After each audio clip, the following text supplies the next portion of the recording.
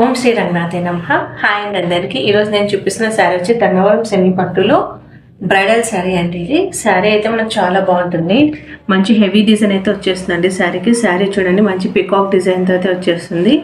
మనకి sari same side border అయితే వచ్చేస్తుంది. సేమ్ సైజ్ వస్తుంది బోత్ సైడ్ బార్డర్. చూడండి ఒకసారి శారీ అంటే మనకి ఇలా పికాక్తో అయితే వచ్చేస్తుందండి. శారీ చూపిస్తున్నాను చూడండి ఎంత మంచి డిజైన్ వచ్చిందో.